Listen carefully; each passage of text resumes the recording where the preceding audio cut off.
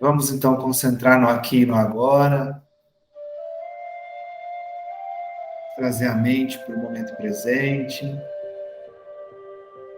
A partir de agora, deixe suas preocupações, correria do dia a dia, da semana, do trabalho, da rotina de casa. Que tudo isso fique do lado de fora do ambiente que você está, para que a gente possa trazer a mente, concentrando 100% a nossa atenção no agora, no já, neste momento que é o nosso presente. Então vamos desfrutar desse presente, estarmos aqui reunidos mais uma vez, em busca de aprendizados, compartilhar aprendizados, para auxiliar a nossa mente a estar ainda mais conectada. Convido vocês a fazer um breve relaxamento, pois mente e corpo são um sistema único. Relaxando o corpo, você serena a mente. Então, busque uma respiração mais profunda e tranquila. Enche o seu peito de ar, solte. Mesma quantidade de ar que entra, é a mesma quantidade que sai. E assim, com essa respiração, você vai relaxando cada parte do seu corpo. Desde os seus pés, subindo pelas suas pernas. Você relaxa as suas coxas. Relaxa o seu quadril. Vai relaxando o seu abdômen, seu peito. Relaxa toda a extensão da sua coluna. Isso. Respire. Enche o peito de ar e solte. Relaxe seus ombros.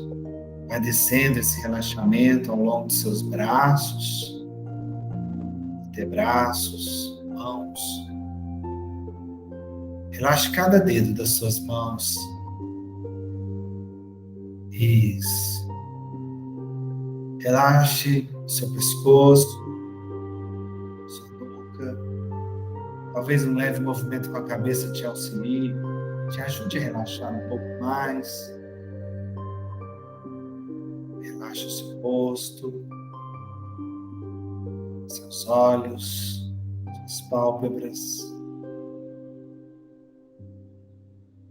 Relaxe. Relaxe sua testa. Relaxe seu couro cabeludo. Você agora está totalmente, completamente, cada parte do seu corpo relaxada. Cada músculo, cada fibra, cada célula. E assim, com o seu corpo relaxado, sua mente agora está mais serena, mais tranquila, mais leve. E você agora, com a sua mente mais leve,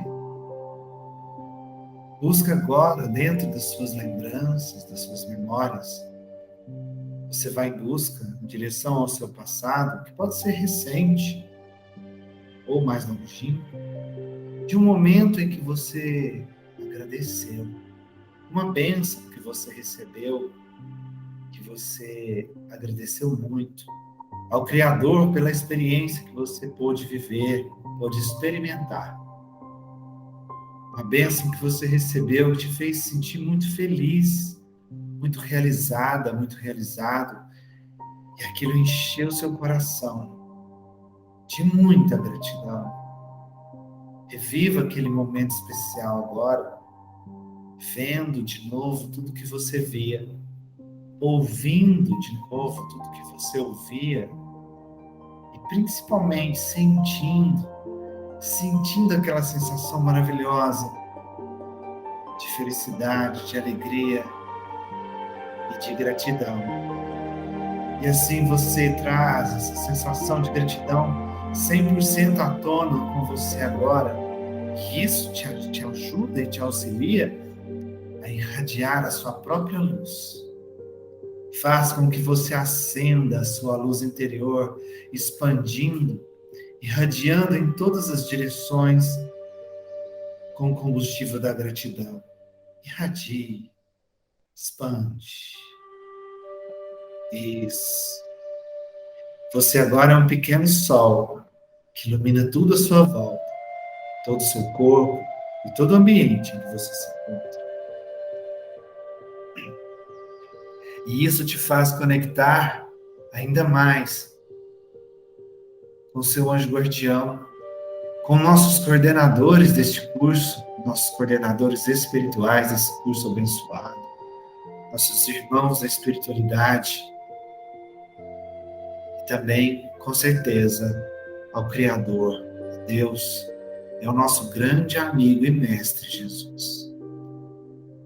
E assim, conectados de uma única sintonia, irradiando, com essa sensação maravilhosa, para celebrar essa sensação, nós oramos juntos. Pai nosso que estais no céu, santificado seja vosso nome, venha a nós o vosso reino, seja feita a vossa vontade, assim na terra como no céu. O pão nosso de cada dia nos dai hoje, perdoai as nossas ofensas, assim como nós perdoamos a quem nos tem ofendido. E não nos deixeis entregue às tentações, mas livrai-nos de todo o mal. Que assim seja. Ave Maria, cheia de graça, o Senhor é convosco. Bendita sois vós entre as mulheres, bendito é o fruto do vosso ventre, Jesus. Santa Maria, Mãe de Jesus, rogai por nós, pecadores, agora e na hora de nossa morte. Que assim seja. E assim, irradiando gratidão e amor, você agora vai retornando ao seu corpo físico. Vai voltando, tomando consciência. Como você vai deslizando para o seu corpo físico, como você deita tranquilamente no seu colchão assim. Tome a consciência, suas pernas, seus braços, o peso que ele faz sobre onde você está. Então, quando for confortável para você, você pode abrir os olhos.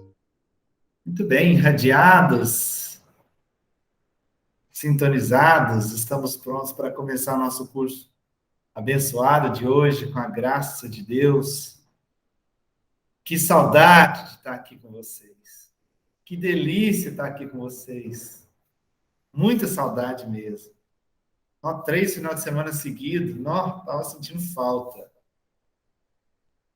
Mas tenho certeza que vocês estavam em boas, excelentes mãos, né, Andrei? Com certeza. Bom, pessoal, hoje a gente vai terminar a revisão do nosso terceiro módulo, né? A Adri começou a revisão na aula passada, né? Fez a primeira parte da revisão, onde ela trouxe para vocês aquela parte ali da conexão, da ligação de pensamentos, a função, né, da glândula pineal nesse processo de converter as ondas, né, em estímulos neurais para poder fazer essa ligação de pensamentos de uma mente com a outra, né, lembrando que a espiritualidade se comunica pelo pensamento e a conexão mediúnica se dá também desta forma, né? Uma comunicação entre mentes que, através da porta de entrada do cérebro, que é a glândula pineal, ela distribui esse estímulo do pensamento, essas ondas, né, pelo sistema nervoso. E, através do sistema nervoso, desses estímulos que a glândula recebe, isso vai reverberar naquele ponto onde está mais sensível, né, no médium. Então, se o médium tem a sensibilidade no aparelho fonador, ele vai falar a mensagem, né? O médium psicofônico. Se ele tem a sensibilidade nas mãos, ele vai escrever e assim por diante, né? Tanto é que no final vocês viram os tipos de médium, os médios de efeitos intelectuais, os médios de efeitos físicos. E eu vi também um questionamento, e um questionamento muito válido na aula passada, com relação à pneumatofonia, né? Que a gente inseriu ali, acabou que não estava na apostila, mas eu inseri depois no slide os médiuns pneumatofônicos, porque, né, a última aula antes da revisão, a gente viu, a Adri passou para vocês a pneumatofonia, que é a voz direta, que é quando você ouve a voz dos espíritos. Então, existem uns médios de efeitos físicos que doam fluidos para isso acontecer, né? Então, esse tipo de efeito físico, que é a pneumatofonia, né, que vem da fala, né, a voz do ar, né, esse nome de pneuma é do ar, né, fonia da voz, da fala. Existe o médium de efeito físico pneumatofônico. Por quê? Porque ele fornece fluidos para que a voz do espírito seja, entre aspas, materializada, né? Por isso foi incluso depois do slide, e depois eu vou fazer uma correçãozinha na apostila para vocês depois, tá? Inclusive, a apostila, eu estou fazendo uma revisão geral dela, colocando o índice e vou depois disponibilizar para vocês a versão final dela, tá? Depois eu vou disponibilizar ela completa para vocês. Outra pergunta que eu percebi também, que até que foi a Elo que fez, com relação ao ectoplasma, né, Dri? Que ela falou que sai aquele ectoplasma branco do médium, né? Aquilo lá é muito usado nas sessões de materialização também, né? O ectoplasma é usado para vários tipos de efeito físico, que os espíritos usam ele para fazer efeito físico.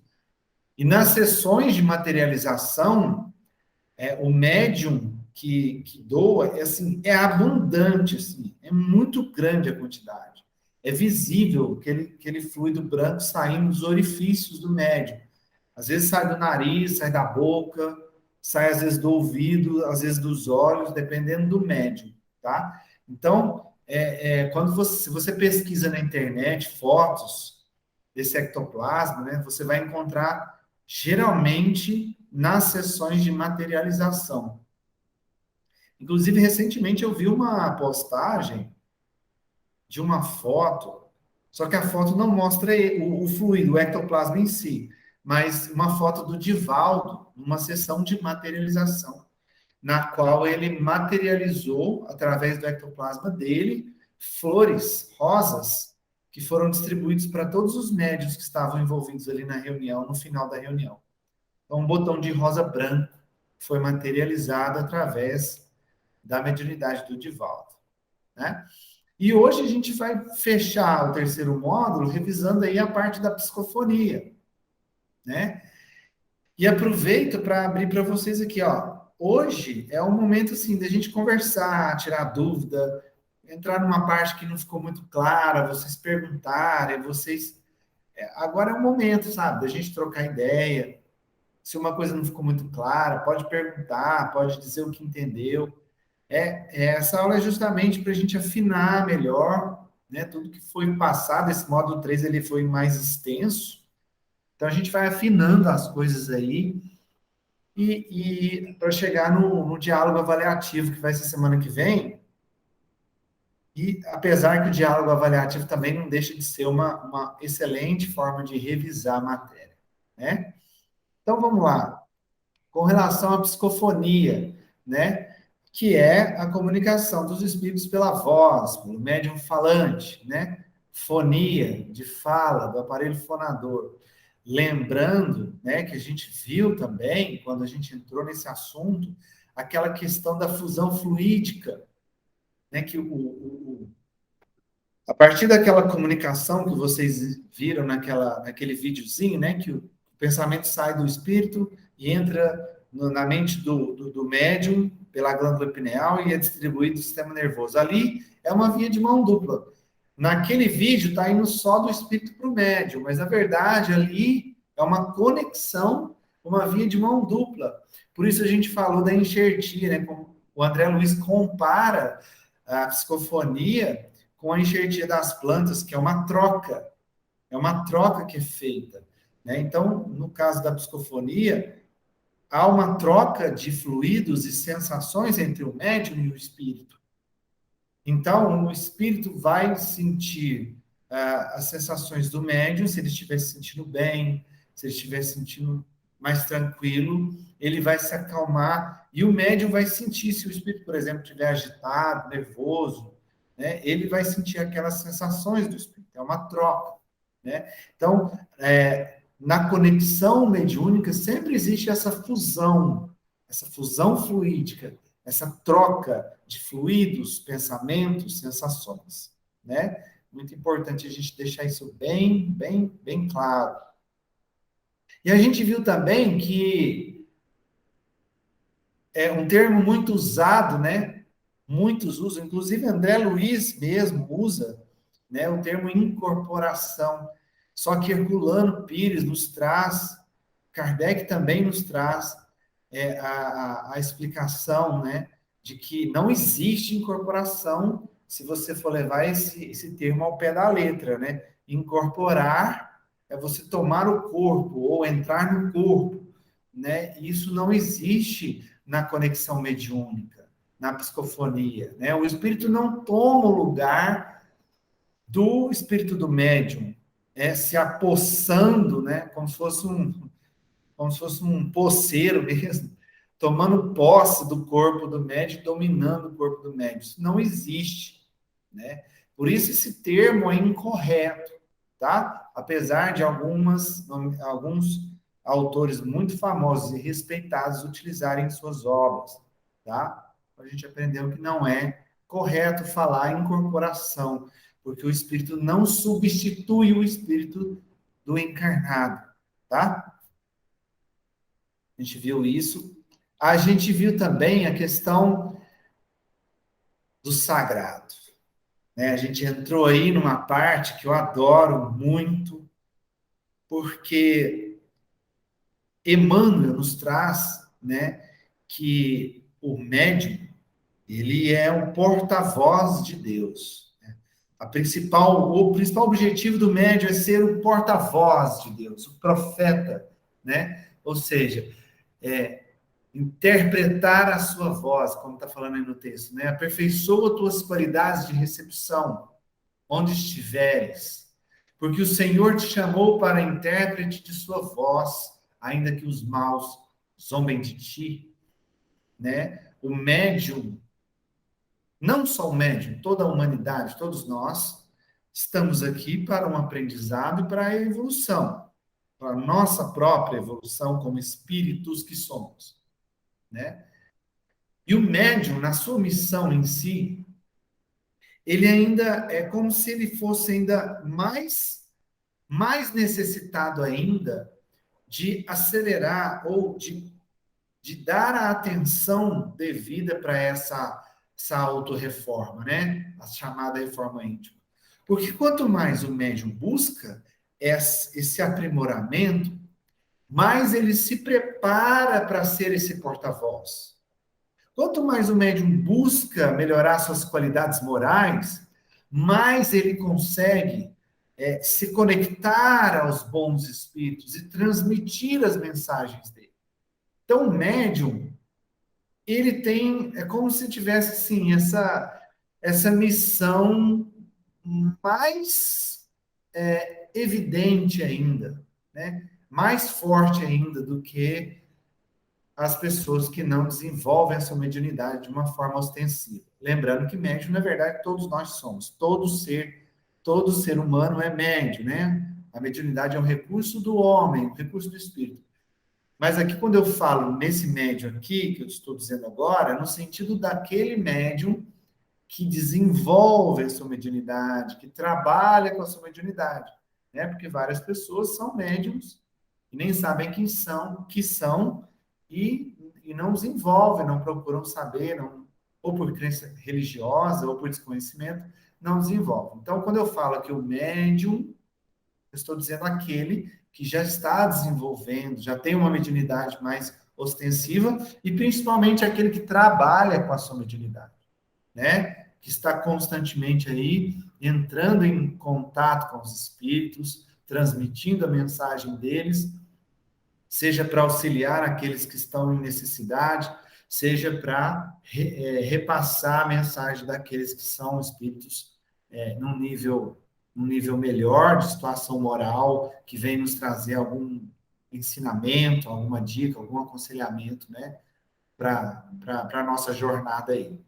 Então, por isso que o médium, né, é considerado porta-voz de Deus, porque ele, nessa condição de entrar em sintonia com a espiritualidade superior, ele vai trazer esses ensinamentos para a humanidade, né?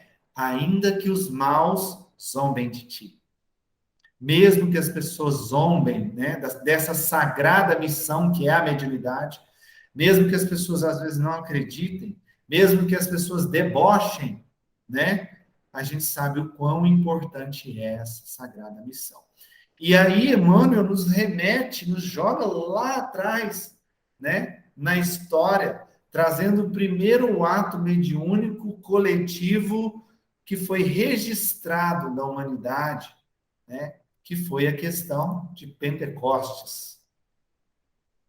Por que que Emmanuel nos transporta para esse momento bíblico de Pentecostes? Para nos mostrar, primeiro, a importância desse sagrado, né? Para nos fazer entender esse sagrado da mediunidade, que, na verdade, a mediunidade sempre esteve presente na humanidade, mas neste evento em específico, é como se ela veio, os fenômenos que ali aconteceram vieram para coroar e mostrar para a humanidade a presença da mediunidade e a importância, principalmente, a importância do projeto evangélico, a importância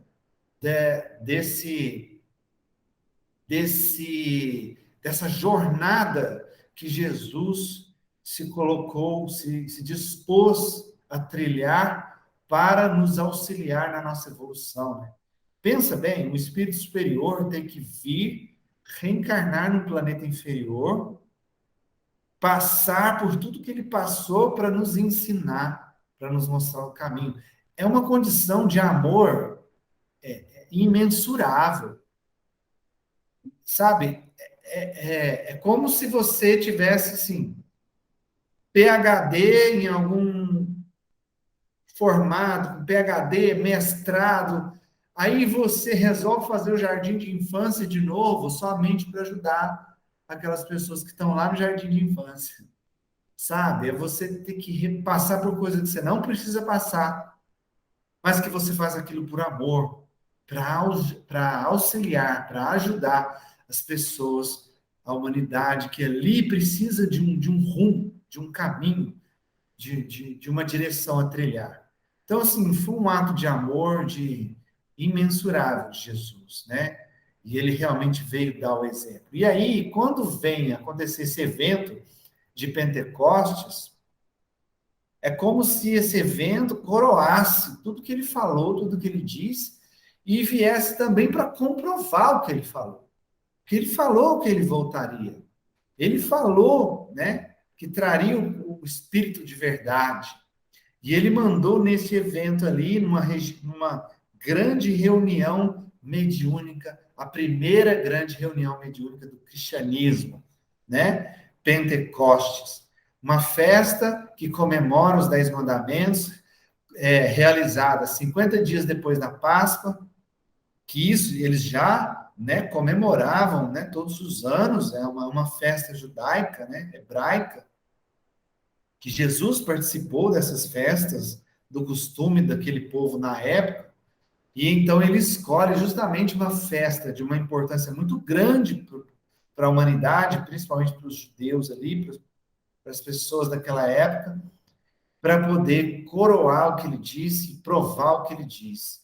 Houve-se um estrondo, Nesse estrondo descem línguas de fogo do céu. E essas línguas de fogo, cada uma fica sobre a cabeça de um dos participantes da festa, que então começam a pregar as palavras do evangelho em outras línguas, nas línguas das pessoas nativas da região. Pessoas que eram estrangeiros, vindo de todos os lugares do mundo, começavam a pregar na língua nativa da região. E aquilo foi um grande evento, tão grande, tão grandioso, que ficou registrado no livro sagrado, né? Nossa Bíblia.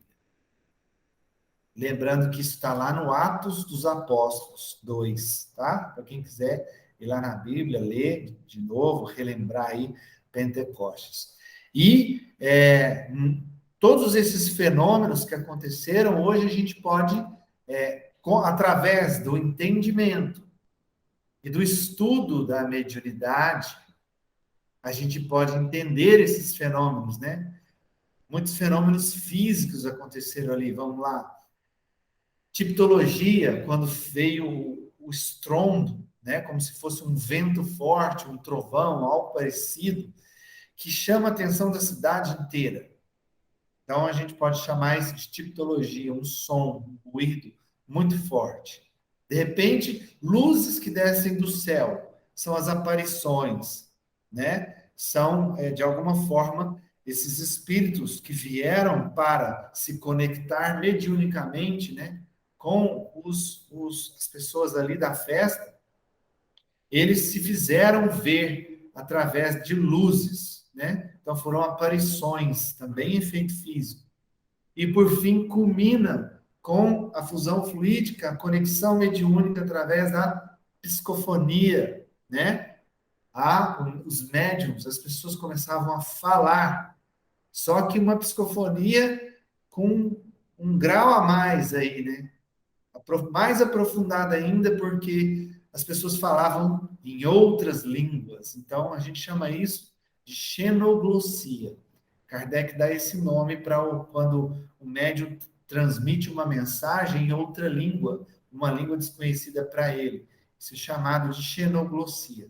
Por isso, a psicofonia com xenoglossia. E aí já é um efeito intelectual, né? Que é uma conexão do espírito com o médium, que ele transmite ali a mensagem dos espíritos, né? E eu fico imaginando, a gente fazendo essa aula, eu lembro da primeira aula que a gente falou, né, Dri? Foi muito emocionante. Todas as vezes que eu falo desse evento, né, é como se eu estivesse vendo um filme na minha frente, sabe? Eu fico imaginando a beleza disso tudo, quanto foi, no mínimo, interessante assistir um fenômeno desse. Pensa, mais de 100 pessoas mediunizadas, pregando em outra língua. E aí a gente vai naquela velha frase, né, no dito popular, que fala assim: o pior cego é aquele que não quer ver. Mesmo diante desse fenômeno todo, de tudo acontecendo, muitos não acreditavam no que viam. Davam de ombro e saíam falando: ah, esse povo está bêbado, esse povo está louco. Sendo que era 9 horas da manhã, não tinha sido servido vinho ainda. Né? Que naquela época eles faziam as festas com vinho. Não tinha cerveja para cestar, né, Dri? Não cestava naquela época, não tinha cerveja. Então era no vinho, mas era cedo ainda, 9 horas da manhã, e ninguém estava bêbado, né? Inclusive, um dos apóstolos veio explicar o que estava acontecendo ali, que eram, né, as revelações, né, prometidas por Jesus, né? Antes dele desencarnar na cruz. Pessoal, até aqui a questão da psicofonia, da fusão fluídica, a questão do sagrado da mediunidade entrando em Pentecostes. Alguém tem alguma dúvida, alguma pergunta? Ficou claro até aqui? Beleza? Vocês não falar nada, eu vou seguir, né? E aí, como Emmanuel nos trouxe, né? Nos relembrou dessa questão aí do sagrado, da mediunidade, especificamente da psicofonia, transmitir a mensagem, né, dos espíritos, esse porta-voz de Deus, a gente então começou a entrar mais tecnicamente dentro da psicofonia, né? Depois de entender todo esse processo, essa conexão, né? Essa fusão fluídica, essa grande missão que tem a mediunidade, que tem o médium. E a gente começou a entrar numa parte mais técnica, desmembrando aí a psicofonia, trazendo os tipos de psicofonia, como elas funcionam, né? E a gente começou pela psicofonia consciente. É muito importante vocês entenderem bem essas ramificações da mediunidade psicofônica, porque é muito parecido também na psicografia e nas outras mediunidades que a gente vai ver aí para frente. Só muda a forma de comunicar, porque aqui a gente está falando de fala, né? De psicofonia. Na psicografia é muito parecido, a diferença é que não é pela fala, é pela escrita, né? Então, o que seria essa comunicação psicofônica consciente, né? O médium lembra-se, ele consegue se lembrar da comunicação. Ele não perde a consciência do ato. Ele está ali presente, né? A sua mente física, sua mente consciente está presente e ele consegue se lembrar da mensagem, tá? Então, por isso que está ali, o cérebro físico tem acesso ao que acontece.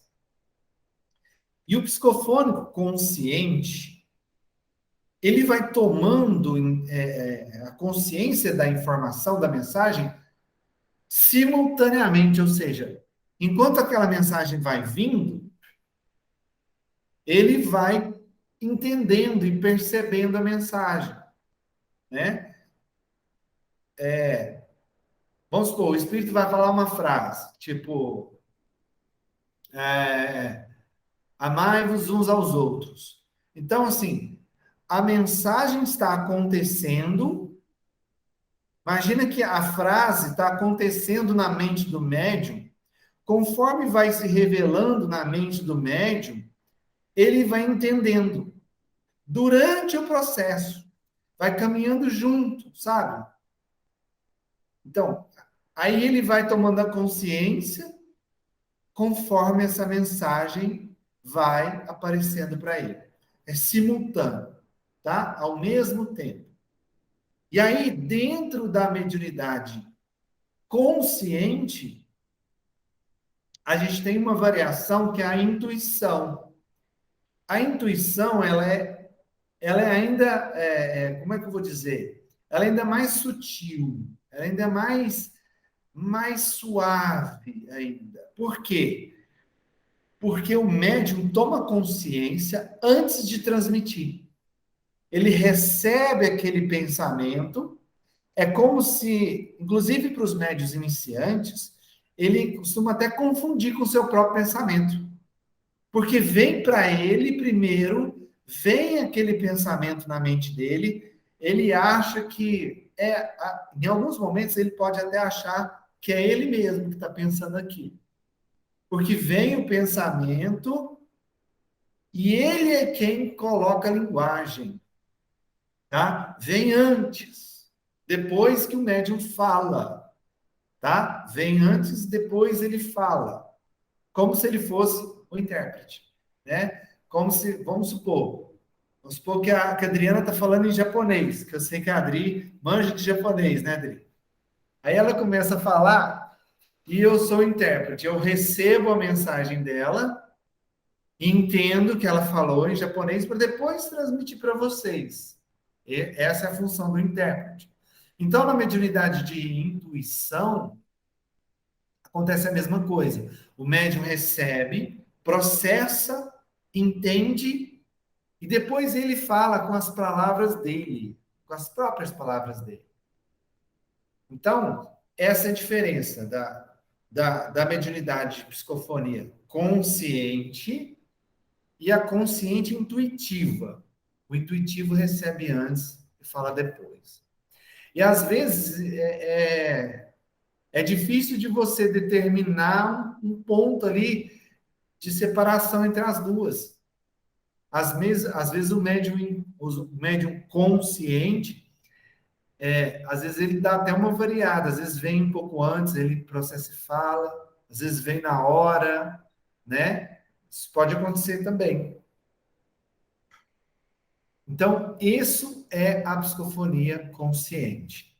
E aí a gente tem, né, uma ilustração que demonstra essa conexão, né? Olha lá, a médium, né, essa mulher, você veja aí que o corpo físico dela é o que está de frente para a imagem, né?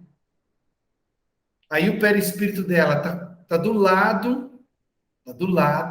observando, né? Vigiando atentamente tudo que está acontecendo. E o espírito que está lá atrás, ele manda a mensagem, né? Sai da mente dele. Lembra lá do caminho do pensamento? A mensagem sai da mente dele, vai no perispírito da médium, e o perispírito da médium transmite para o corpo físico dela. Lembra lá do caminho do pensamento? Mente do espírito, mente do perispírito do médium, glândula pineal.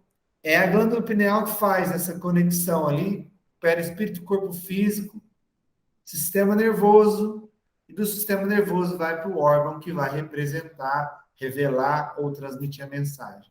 Né? Nessa figura, dá para entender bem aquele processo do caminho do pensamento.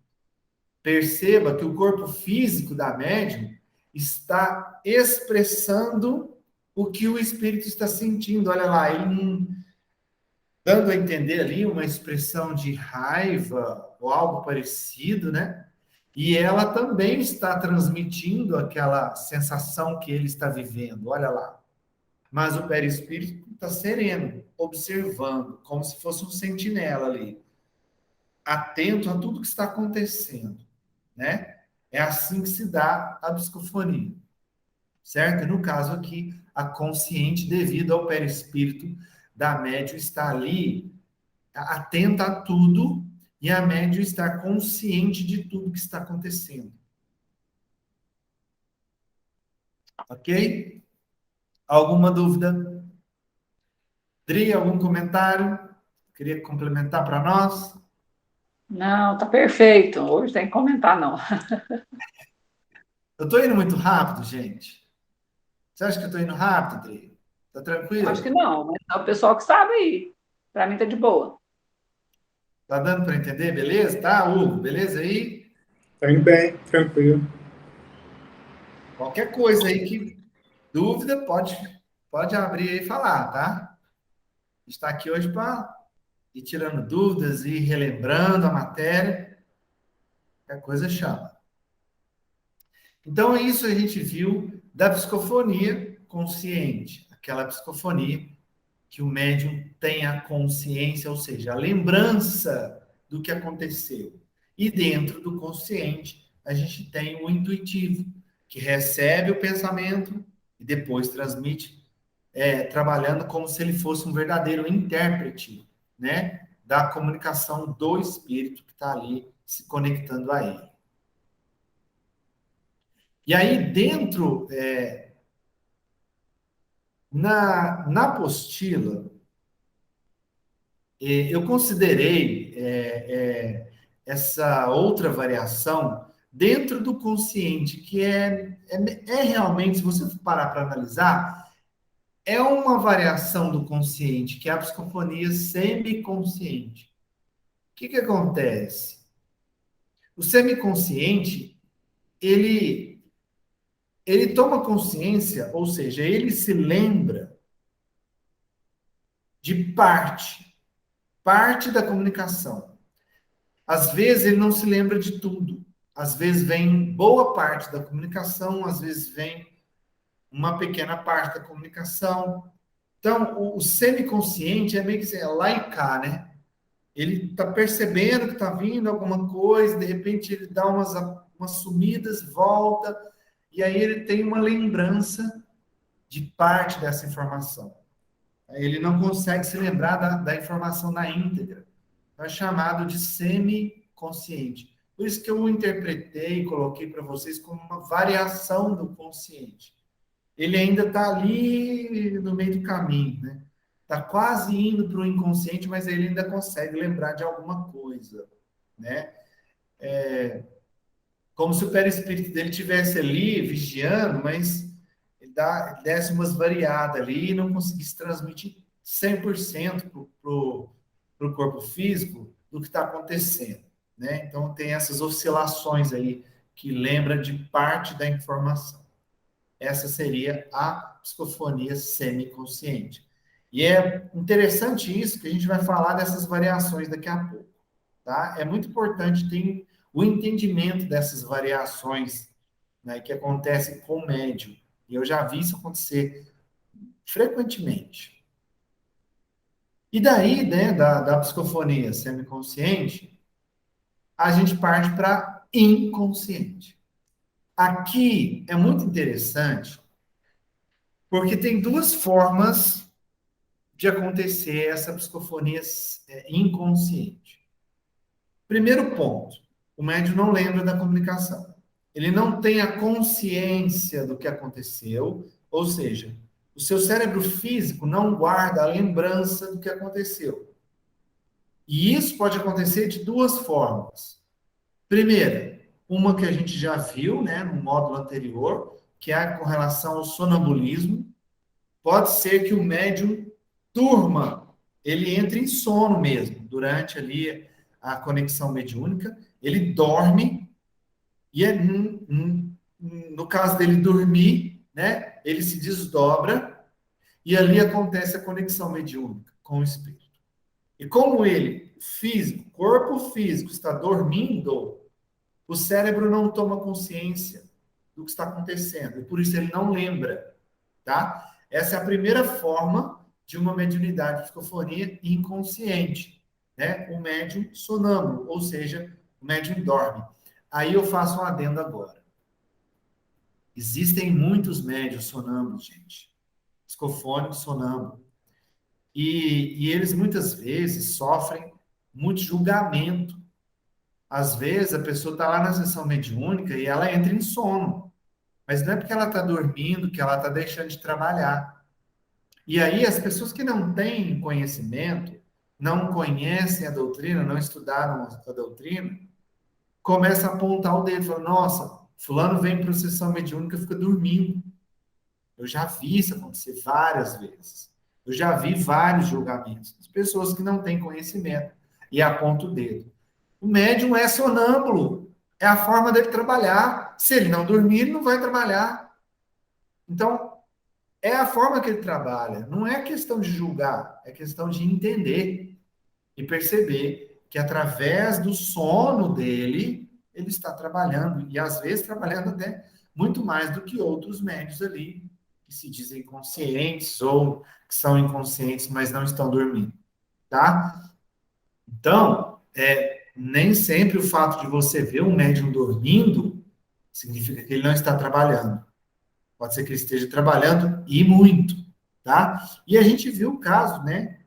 Lá do que André Luiz trouxe para nós, que era o caso, é a dona Celina, que eu confundo as duas, é a Celina e a Eugênia, né? Uma é a inconsciente, a outra consciente. Acho que é a Celina que é a médium sonambúlica, né? Que a gente leu o caso dela, que chegou aquele espírito lá e tal, e ele era um senhor, né, de fazendas e tinha os escravos e tal. Então, ela, através da psicofonia sonambúlica, ela auxilia ele com muito amor, com muito carinho, e presta uma caridade enorme em auxiliar aquele espírito, né? Então, muito respeito, vamos evitar os julgamentos aí, porque o médium inconsciente, ele pode ser sonambúlico, por isso estar dormindo mesmo numa sessão mediúnica. E a outra forma da mediunidade inconsciente é quando o médium não dorme, mas ele apaga.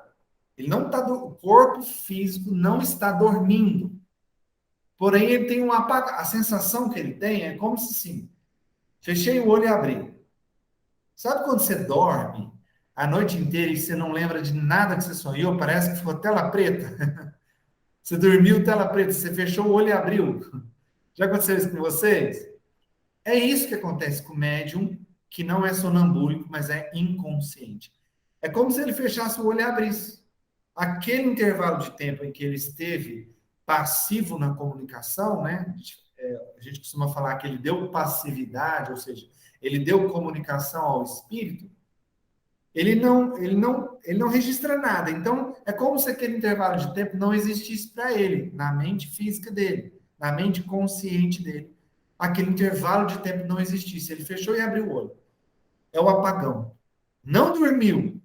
O corpo físico não dormiu, mas ele teve esse apagão. Apagão na consciência, apagão nas lembranças, nas memórias dele, certo? E ali aconteceu todo o trabalho, toda a comunicação, o atendimento, o acolhimento ao espírito, né? E tem uma coisa muito importante da gente falar em relação à psicofonia inconsciente, porque tem muito médium, principalmente os médios que estão iniciando, que ele fala, mas eu não tenho consciência, eu não sou consciente, então eu não tenho como controlar o que o espírito está fazendo. Lê do engano. Lê do engano. Qualquer médium, qualquer mediunidade, em qualquer grau, em qualquer variação de mediunidade, o médium tem sim o controle da comunicação.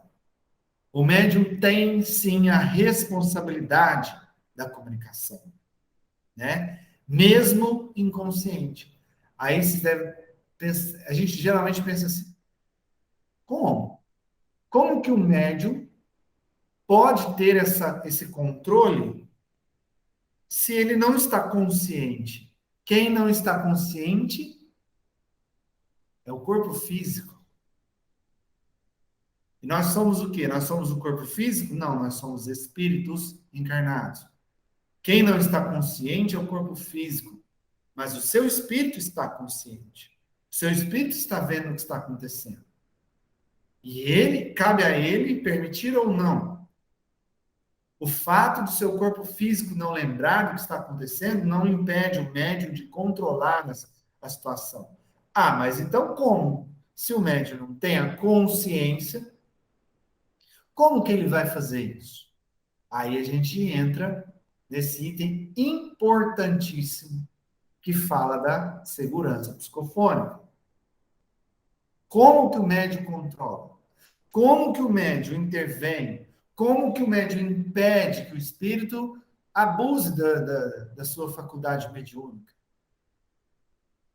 Primeiro item desse slide: superioridade moral. Vamos lembrar do caso lá da dona Celina? Que André Luiz fala assim: mesmo ela estando no estado de sono, né, sonambúlico, ela fisicamente inconsciente, o teu perispírito estava ali acompanhando. E ela acolhe aquele espírito como uma mãezinha bondosa. Ela acolhe o espírito com muito amor. E aquela superioridade moral dela é isso que impõe ao espírito esse controle. E aí ele faz uma comparação muito inteligente para a gente entender esse processo, que ele fala assim: é como se você colocasse um peixe dentro de um pequeno aquário. E por mais que esse peixe se debatesse, ele não ia conseguir vencer aquele aquário que estavam contendo. Então, a superioridade moral do médium é que contém o espírito, que impede que o espírito faça coisas que ele não aprova. Por exemplo, vamos para a prática aqui.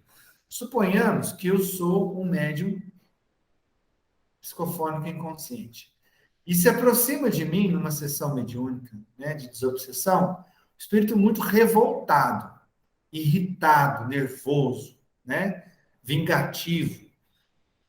E pode ser que seja até comigo. Pode ser que seja um obsessor até meu mesmo. E ele, então, por estar conectado comigo pela obsessão, ele vai se conectar e vai falar através da minha mediunidade, da minha psicofonia.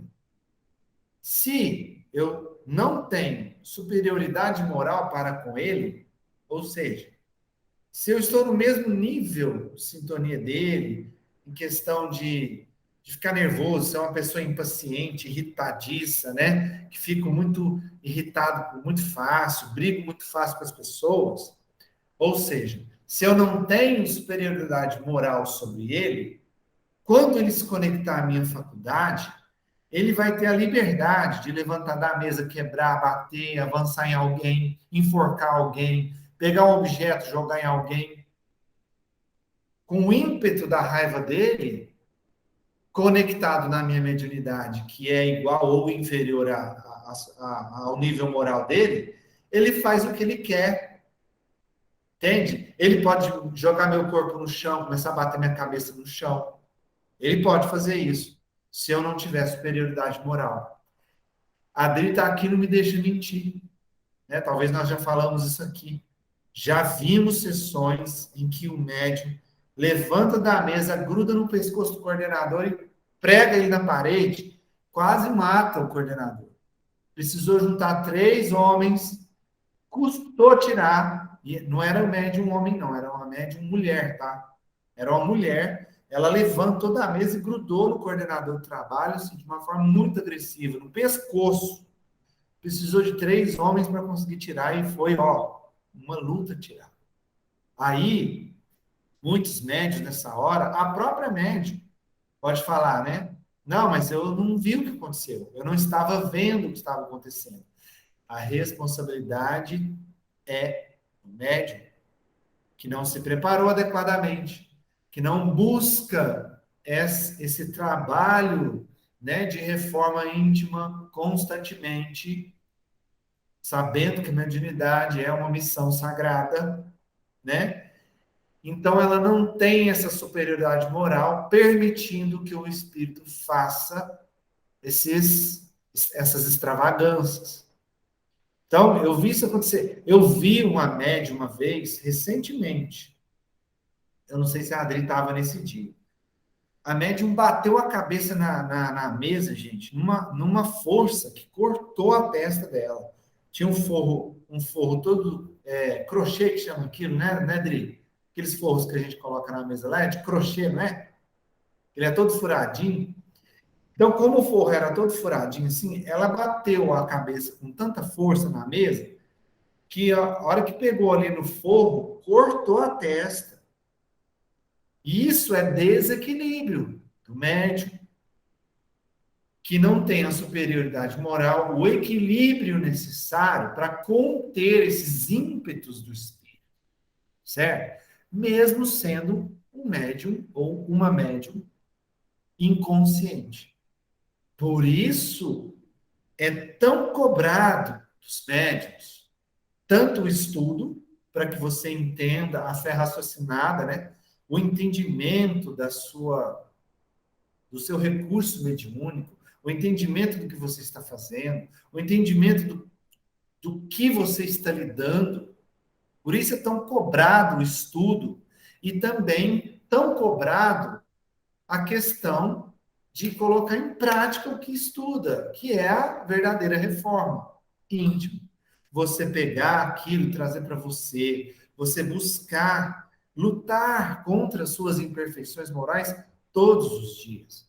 Isso é um dever da humanidade, não é só do médium, mas a gente está vendo aqui que o médium ainda tem uma obrigação a mais para com isso, né? Devido à sua missão mediúnica, na qual ele assumiu neste plano reencarnatório atual.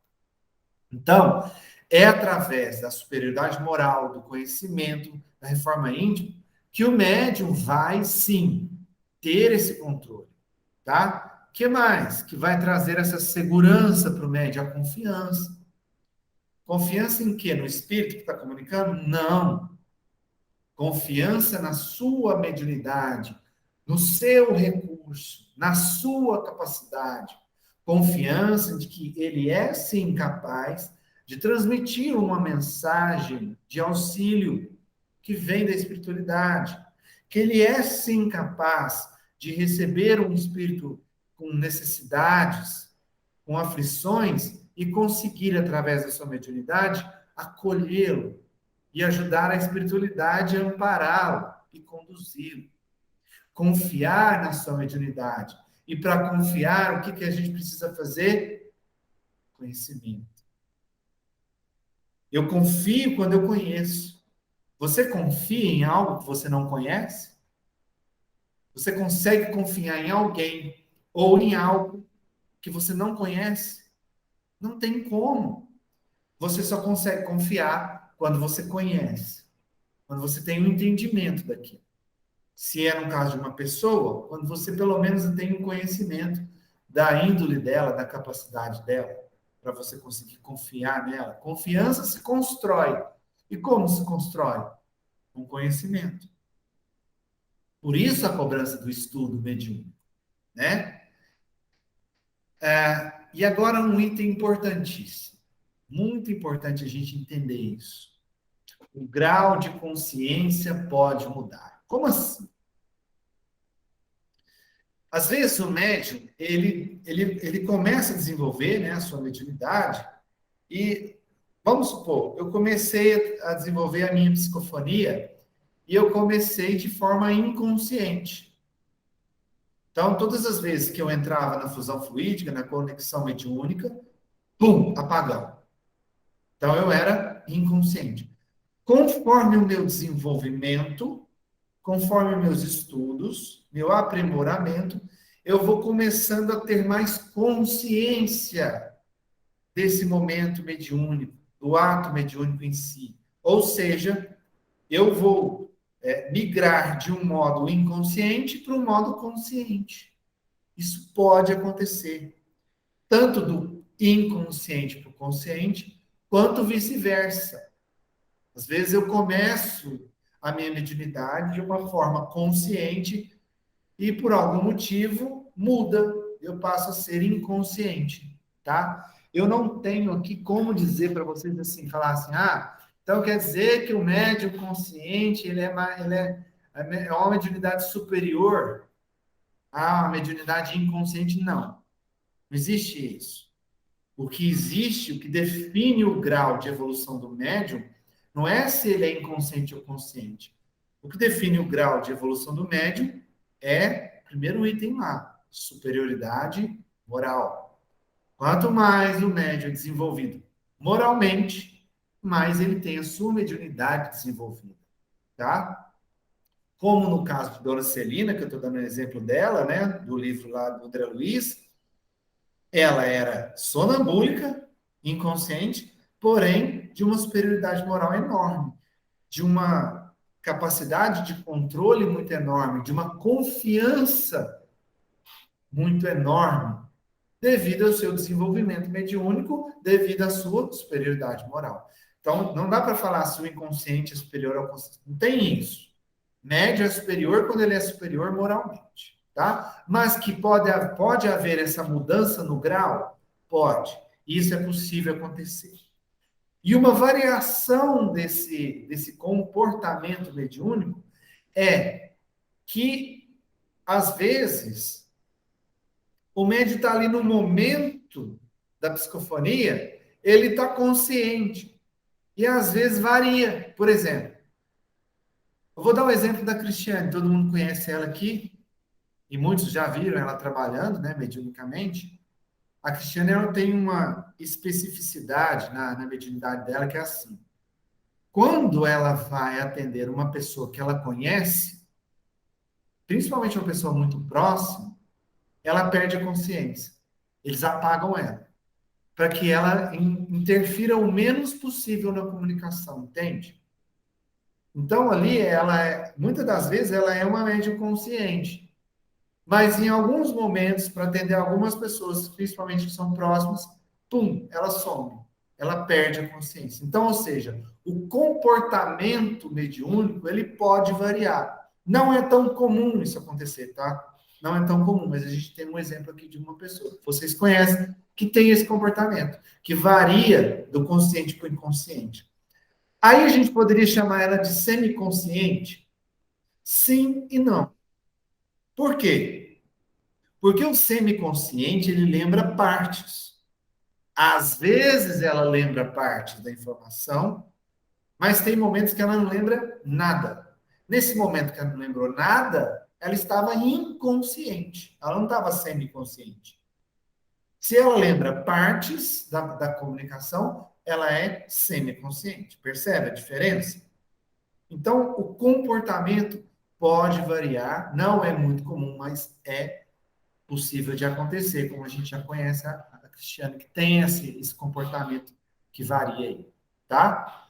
Então, a gente entende que, conforme o médium vai trabalhando, se desenvolvendo, ele pode ter ali variações na sua mediunidade, tá? Aliás, como a gente já viu aqui, né? Mediunidade é igual identidade. Cada um tem a sua.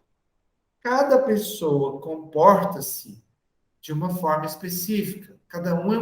Cada ser humano é único, assim como cada médium é único. Pode colocar 10 médiums de psicofonia consciente. Pode colocar 100 médiums de psicofonia consciente. Pode colocar 1000 médiums de psicofonia consciente. Cada um é um. Cada um vai trazer a mensagem de uma forma peculiar, da sua forma de fazer, de transmitir a mensagem. Tá? A mediunidade é única, assim como nós somos únicos. Tá? E essa questão da assistência espiritual tem a ver com a confiança.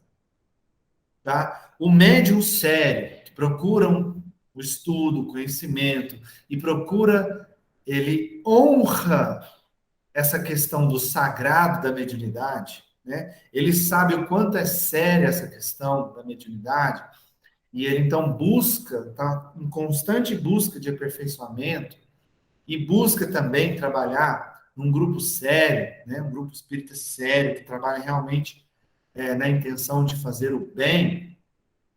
Ele também, além de confiar na sua mediunidade, nos conhecimentos que ele já adquiriu, confiar na assistência espiritual. Porque todo trabalho mediúnico sério, tá? Ele é muito amparado. Existe toda uma preparação espiritual, né? No campo espiritual ali, os coordenadores daquele trabalho mediúnico, fazem uma preparação fluídica, mental, né? Um equilíbrio ali de padrão vibratório, uma proteção fluídica em volta do ambiente ou da casa que aquele trabalho é realizado. Então, a assistência espiritual é muito séria também e muito competente. Por isso é que é desaconselhável o médium sair dando um passo a qualquer momento, em qualquer lugar, né? Até no estudo dessa semana, a gente teve essa pergunta, né? Ah, eu estou lá na casa dos meus familiares, está no meio de uma reunião, aí o pessoal vem, ô, me dá um passo porque eu não estou legal. Do nada, assim. Não é aconselhável você fazer isso. Você está ali num ambiente que não é um ambiente preparado, você não se preparou ainda, não se conectou à espiritualidade, não irradiou, ou seja, não elevou o seu padrão vibratório, uma frequência mais adequada a se conectar com os bons espíritos. E aí você vai querer dar um passe, fazer alguma coisa mediúnica. A tendência de você se conectar a espíritos inferiores, ou espíritos brincalhões, ou espíritos mistificadores, é muito grande. Então, ao invés de você prestar ali um auxílio, você pode estar piorando a situação da pessoa. Então, isso é muito sério, né? Essa questão da responsabilidade mediúnica, muito séria. Você não vai sair dando passo em qualquer lugar, de qualquer jeito. Existe sim uma preparação, existe todo um processo que é feito para realizar com segurança o atendimento. Não só aos espíritos, quanto às pessoas encarnadas, né? Todo o trabalho mediúnico ele é muito bem preparado, desde que seja um grupo sério. É por isso que eu costumo falar, né? Chegou num lugar que você percebeu que tem um grupo ali que não busca estudo, não busca conhecimento, corre. Corre muito. Corre porque eles não têm como estabelecer essa conexão com a assistência espiritual, eles não têm como ter essa confiança, porque a confiança depende do conhecimento, né? Então, ali a chance de existir mistificação para não Ô, dizer 100%, é 99%. Diga, Cris. eu tô ouvindo você falar de mim aí, viu? Depois nós vamos acertar essas contas aí. Você fica me servindo de exemplo aí, viu? Lógico, vai ter que aproveitar, ué. Você não estava aqui para falar de você. Tá bom. Deixa você comigo. Tchau, Ah, que bom você. que você está ouvindo, está aprendendo aí também. Está todo mundo ouvindo aí? Estamos ouvindo Heloísa, Kimiê, Yasmin, Léo. Estamos todos juntos. E Juju. Que E bom. Juju. Juju, ó. E comendo essa coisa. É lógico. Depois você pergunta para a Heloísa, que eu falei do médium pneumatofônico, se ela ouviu, se ela entendeu. Se ela tiver alguma dúvida, fala para ela perguntar aí, tá? Tá bom, pode deixar. Ok, pessoal? Então, assim, ó, o médium, sendo consciente ou sendo inconsciente, não importa, não importa. Ele é, sim, responsável pela comunicação, tá? Porque ele tem que ter a consciência do sagrado da sua missão. Então, ele é capaz de controlar, né, aquela manifestação daquele espírito. Ele é responsável. Se o espírito está abusando, está fazendo coisas que não deveria, coisas inapropriadas, é sim responsabilidade do médico. Gente, eu já vi médico afastar de trabalho porque foi falado isso para ele. Foi justamente isso, já vi isso acontecer. De estar lá, aí veio um mistificador, falou um monte de coisas, vamos dizer assim, falou um monte de besteira, vamos falar no português claro, né? Falou um monte de besteira, coisas que não deveriam ser ditas naquele momento que eram para ser ditas. E aí, depois de uma conversa com o coordenador do trabalho, que ele foi chamar a atenção do médico, chamar a atenção assim que eu falo, pessoal, assim, foi explicar, falar, olha, não era o momento de falar aquilo, não deveria ter falado aquilo. Você tem o controle. Aí o médico falou, não, mas eu sou inconsciente. Eu não tinha o controle. Aí o coordenador foi tentar explicar. Você tem sim como controlar, mesmo inconsciente, porque o médium ele tem que ter superioridade moral. A pessoa não aceitou, brigou com o coordenador e se afastou do trabalho, né? Aí a gente fala do tal do médium presunçoso, né? Que acha que sempre é ele que tem a razão, orgulhoso, né? Que está alheio às mistificações. Então, é muito sério isso, tá?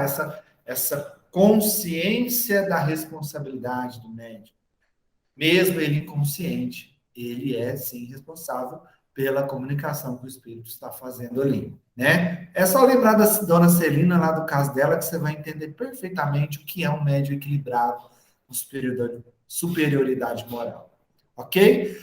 Alguma dúvida? Alguém quer comentar alguma coisa? Discordar de alguma coisa? Não?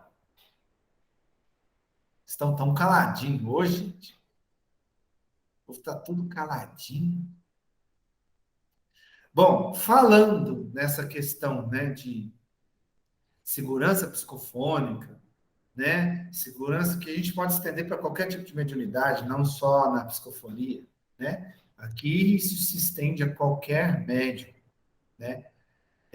André Luiz, no livro Desobsessão, nos traz os 10 mandamentos do médium, né, do médium psicofônico,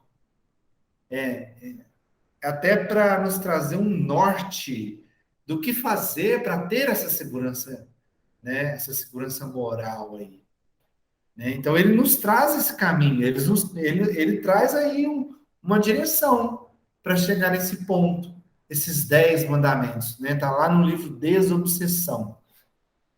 E aqui eu vou passar rapidamente, eu coloquei aqui de uma forma mais resumida, tá? Se a gente for acompanhando aí pela apostila, a apostila está de uma forma mais completa. Eu coloquei aqui de uma forma mais resumida para a gente ir discutindo aqui e tirando as dúvidas. Até vou abrir na minha apostila aqui, ó. Então vamos lá. No livro Desobsessão, o André Luiz traz, né? Os mandamentos do médium psicofônico. Desenvolvimento da autocrítica. pensa bem, essa autocrítica, por que eu tenho que trazer essa autocrítica? É para me desmotivar? Não. É para eu ficar buscando erros e aí isso ser uma fonte de desânimo. Nossa, eu estou errando tanto, eu não sirvo para isso. Não, gente. Autocrítica no sentido exatamente contrário. Autocrítica no sentido de você prestar atenção onde você pode melhorar a cada dia.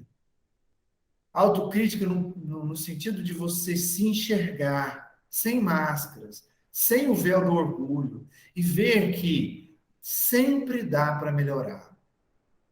Enxergar os pontos positivos e ver que ali está legal, que eu posso continuar seguindo aquele caminho onde eu estou acertando, mas enxergar de uma forma muito madura, respeitosa e carinhosa comigo mesmo, onde eu estou falhando. Não é para sentir culpa, não é para me desvalorizar, é enxergar onde eu posso melhorar. Porque você só melhora de uma forma. Aliás, tem duas formas de você melhorar. Ou você reforça os pontos fortes que você tem, pega os pontos fortes e melhora ainda mais, ou você vê os pontos fortes e vê os pontos fracos e vê onde você tem que se corrigir para se melhorar. É nesse sentido que ele fala da autocrítica. É de você enxergar onde você precisa melhorar, onde dá para melhorar, onde você pode ter falhado hoje e amanhã você não vai falhar mais. Entende? Sem culpa, sem ficar se rebaixando, sabe? É se enxergar como você está de verdade. Onde você está acertando, onde você está errando e o que fazer para melhorar sempre. Isso se chama excelência. Excelência não é quando você está no nível perfeito. Excelência é o ato em si. Excelência é a busca constante pela melhora. Quando você tem essa autocrítica, você sempre enxerga que dá para melhorar. Você faz bem feito, você vê que dá para melhorar mais, você melhora mais e você vê que dá para melhorar ainda mais, e você vai melhorando, melhorando, melhorando sempre. Até porque nós somos muito imperfeitos ainda, né? Então, para realizar essa questão da reforma, né? Essa questão dessa missão mediúnica, nós temos que estar com essa consciência que sempre dá para melhorar. Porque a partir do momento que você olha para você e fala assim, não, agora eu tô 10. Não, agora eu sou o cara. Pronto, você já se deixou se infectar pelo orgulho. Quando você acha que você chegou no máximo, você está infectado pelo mal do orgulho. Então, a autocrítica é isso. Enxergar que você sempre pode melhorar, né? Sem culpa, sem nada que possa te jogar para baixo. 2, aceitação dos próprios erros em trabalho medianímico para que se lhes apure a capacidade de transmissão. Tem totalmente a ver com o item 1. Enxergar, a autocrítica te faz enxergar, né? O erro. E nesse item 2 é aceitar. Falando, olha, eu errei, realmente aqui eu errei. Então, o que eu posso fazer para melhorar, para não errar novamente? Ou, pelo menos, para errar menos da próxima vez. O que fazer? Né? Enxergando que eu posso melhorar sempre. A autocrítica te faz enxergar. A aceitação te faz entender que errou e dá para melhorar. Certo? 3. O médium responsável pela comunicação, né? Esse item na íntegra é o seguinte: reconhecimento de que o médium é o responsável pela comunicação que transmite. Tudo isso que eu falei até agora. Mesmo o médium inconsciente, ele tem a consciência de que ele é, sim, responsável por aquela comunicação. Que ele é o responsável. Se o espírito falou algo que ofendeu alguém, ele estava ali e ele permitiu que o espírito falasse aquilo. Então, se ele permitiu, ele também é o responsável por aquilo, né? Quando você é responsável por algo, significa que você traz para você. perguntaram para uma senhorinha baixinha, desse tamanho aqui, de quem é a fome no mundo? E ela respondeu, é minha. Sabe de quem que eu estou falando? Sabe, Dri? O que eu estou falando aqui? Eu sei. Quem que é? Madre Teresa de Calcutá. Madre Teresa. A senhorinha baixinha, né? Perguntaram para ela de quem é a culpa da fome no mundo. Ela falou, é minha. E é verdade isso? A culpa da fome no mundo é dela? Não. Mas quando ela respondeu é minha, ela estava trazendo a responsabilidade para ela. Trazendo a responsabilidade para ela, ela se tornou capaz de fazer algo em prol da fome. Aliás, contra a fome, né? Contra a Quando ela fome. trouxe essa responsabilidade para ela, ela se colocou na condição de fazer algo contra a fome. Isso é tomar a responsabilidade, né? Ser responsável é quando você pode responder, né, por aquilo. Você responde por aquilo. Então, como que ela poderia responder pela fome? Assumindo que ela ia fazer algo contra a fome. Então, o médium é, sim, responsável pela comunicação.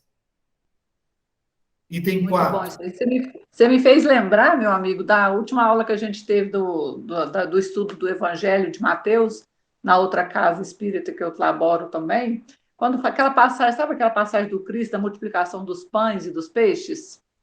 Porque aquela multidão de gente atrás de Jesus, né? E por fim eles não iam embora, aquilo não terminava, e alguns discípulos, alguns apóstolos com ele, muito preocupados, Senhor, o que vamos fazer com todo esse pessoal? Né? Não temos o que dar de comer a eles. Aí Jesus perguntou, né, o que tinha para dar para comer. Aí eles falou que tinha, acho que não sei se é 2 pães, 5 peixes, ou é o contrário, uma coisa assim, né? Aí Jesus parou e pensou, não sei quem, se foi Pedro, perguntou, e então, Jesus, como faremos para alimentar esse povo? O que que Jesus respondeu para eles? Dê de comer a eles vocês mesmos. Né? Se a gente se preocupasse mais, porque essa passagem fala muito da caridade material, que Jesus teve que né, transmutar, ele lá teve uma plena aula de transmutação de matéria, de tanta coisa para fazer a multiplicação, né, que só Jesus sabe fazer, né?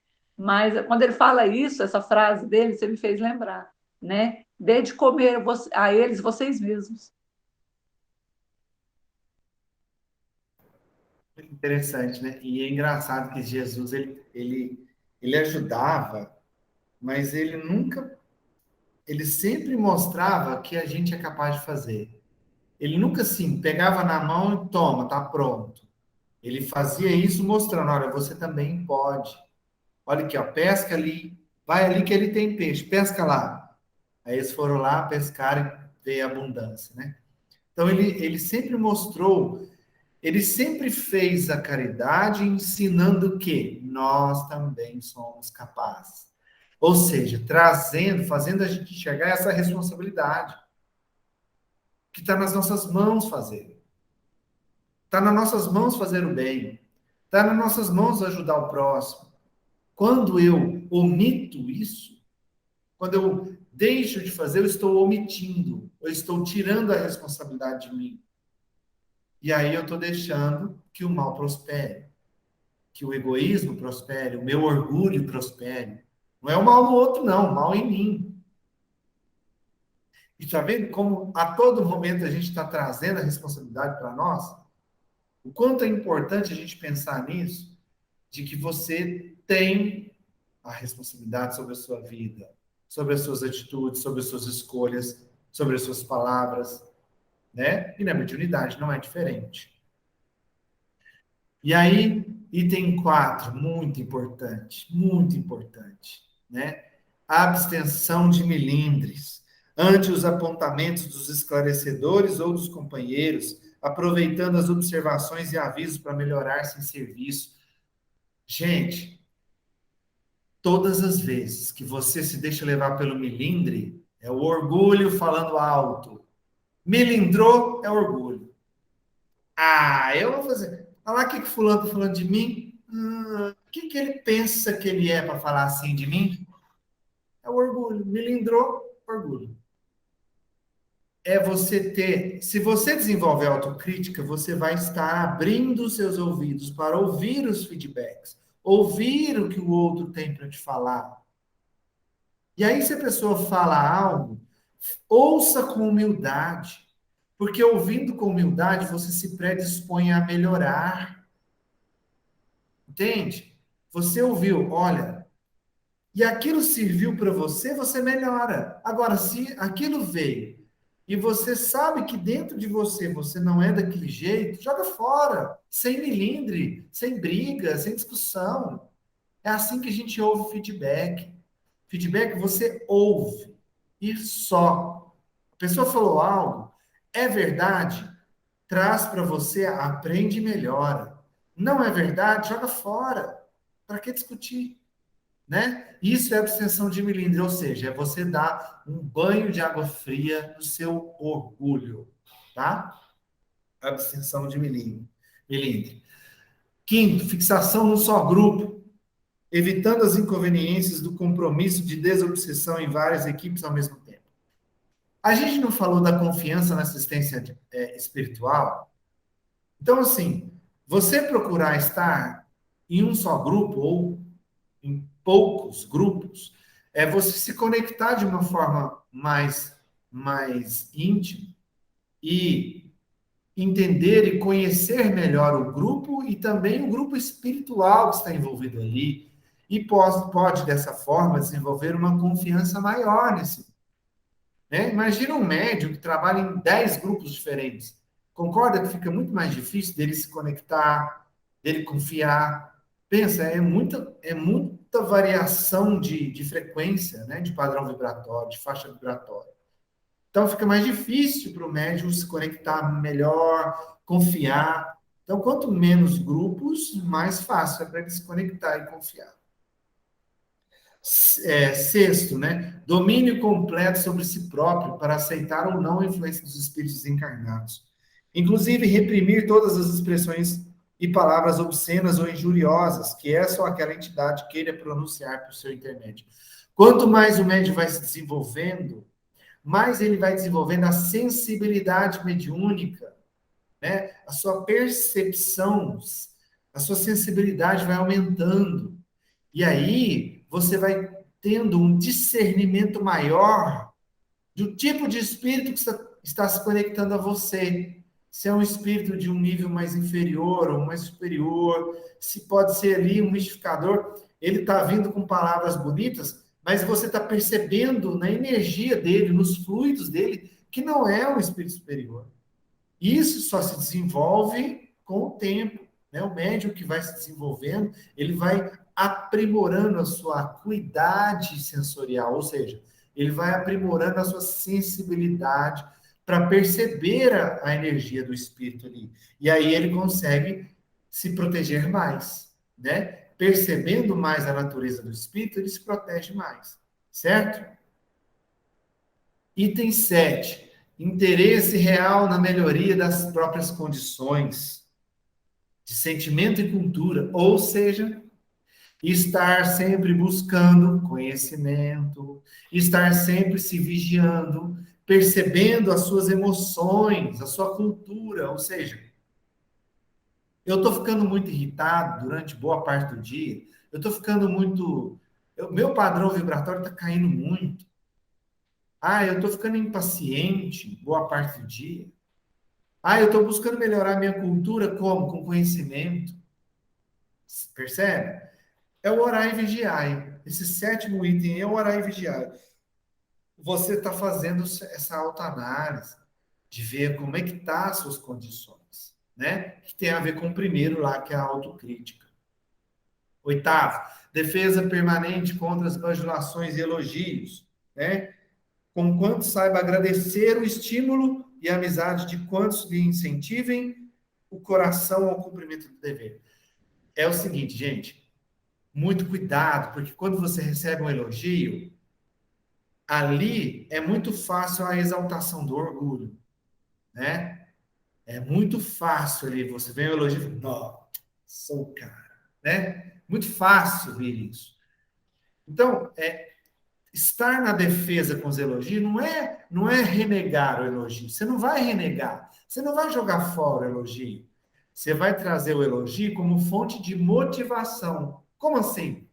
A pessoa te elogiou, nossa, igual a Adri falou ali agora há pouco, né? Nossa, que interessante isso que você falou, porque me remeteu a isso, isso e isso. Então, é o elogio que vem, que você traz dessa forma assim, ó. Legal. Então, significa que eu estou no caminho.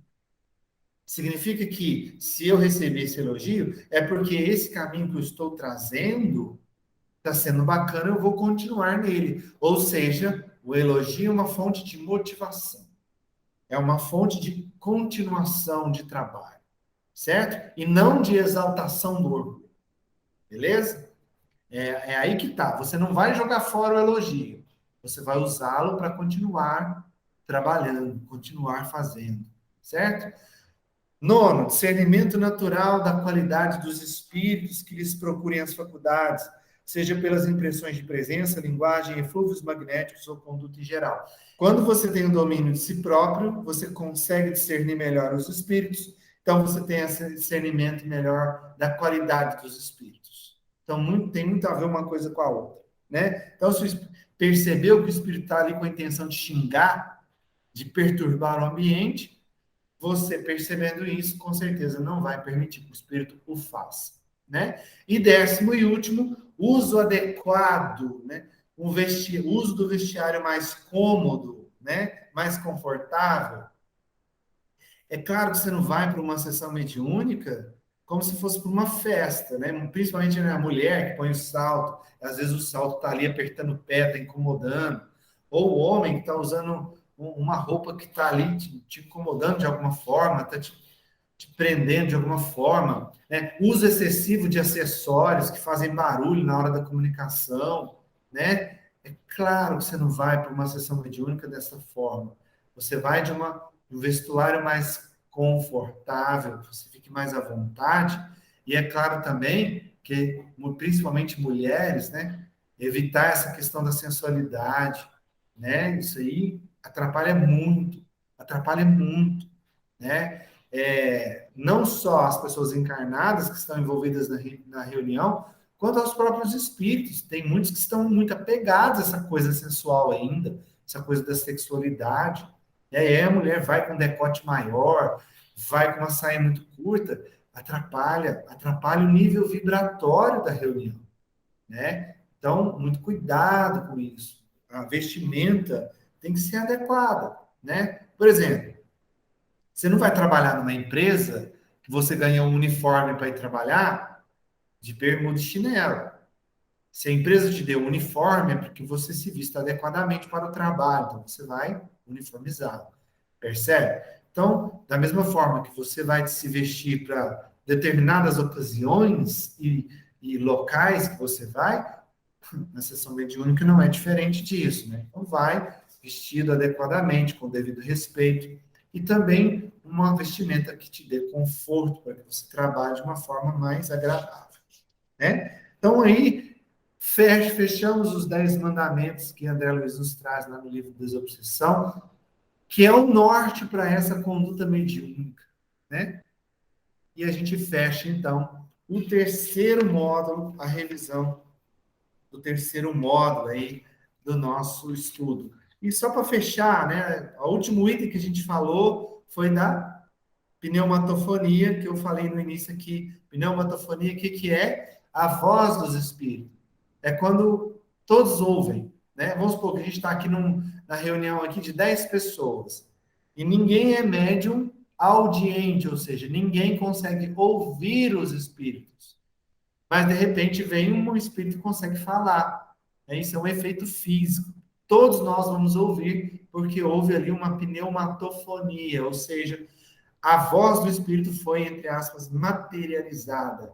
E isso foi possível de ser ouvida por todos, tá? Isso é a pneumatofonia. E o médium que doa esse fluido é chamado de médium pneumatofônico.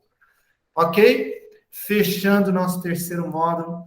Alguém tem alguma dúvida, alguma pergunta antes da gente encerrar? Algum comentário? Nenhum? Vocês estavam com tanta saudade da minha voz que deixou só eu falar a aula inteira. Verdade. Bebê, né? Eu tenho antes de encerrar, vou dar um recado importante. A gente encerra a semana que vem, dia 17, e retorna em janeiro, no dia 14. No dia 14 de janeiro a gente volta com a aula, tá bom? Então encerra agora dia 17, volta dia 14. Que aí, como que vai encerrar? A aula que vem vai fazer o diálogo avaliativo, a Adri vai fazer o diálogo com vocês no dia 17, fechamos o ano, fechando o módulo 3. No dia 14 de janeiro, a gente volta com o início do módulo 4 do curso. Combinado? Então, para encerrar, vamos fazer a nossa oração, né? Encerrando aí essa aula de hoje. Então, da mesma forma que nós iniciamos, né? O nosso curso abençoado de hoje, com oração e radiação. Convido vocês também para elevar o pensamento a Jesus agora. Elevar o pensamento a Jesus com a gratidão novamente. Traga aquela sensação de gratidão novamente. Por mais uma aula abençoada, pela conexão que fizemos aqui com a espiritualidade, pela conexão que fizemos aqui entre nós, por todos esses, por poder compartilhar todos esses conhecimentos, né? Relembrar, tirar as dúvidas, sanar as dúvidas, compartilhar esses conhecimentos, pelas intuições que nos foram dadas, as inspirações necessárias para o entendimento desse estudo abençoado, por mais um ano que vai se caminhando para o encerramento, que teve grandes aprendizados para todos nós, com certeza. Então agradeça da sua alma, do seu coração. E agradecendo, a gente se conecta com o nosso mestre, amigo e Senhor Jesus, que nos dá essas oportunidades maravilhosas de aprendizados. E conectando a Ele, conectando ao nosso mestre, com esse sentimento de gratidão, e a cada um dos nossos amigos da espiritualidade, não nos resta nada além de orar. E orar aquela oração que Ele nos ensinou, tão profunda e importante. Pai nosso, que estais no céu, santificado seja o vosso nome. Venha a nós o vosso reino. Seja feita a vossa vontade, assim na terra como no céu. O pão nosso de cada dia nos dai hoje. Perdoai as nossas ofensas, assim como nós perdoamos a quem nos tem ofendido.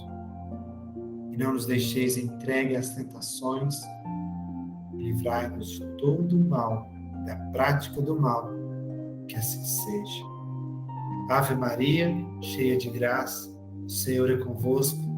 Bendita sois vós entre as mulheres, bendito é o fruto do vosso ventre, Jesus. Santa Maria, Mãe de Jesus, rogai por nós, pecadores, agora e na hora de nossa morte, que assim seja. Muito, muito, muito obrigado a cada um de vocês por essa experiência maravilhosa, por essa oportunidade maravilhosa.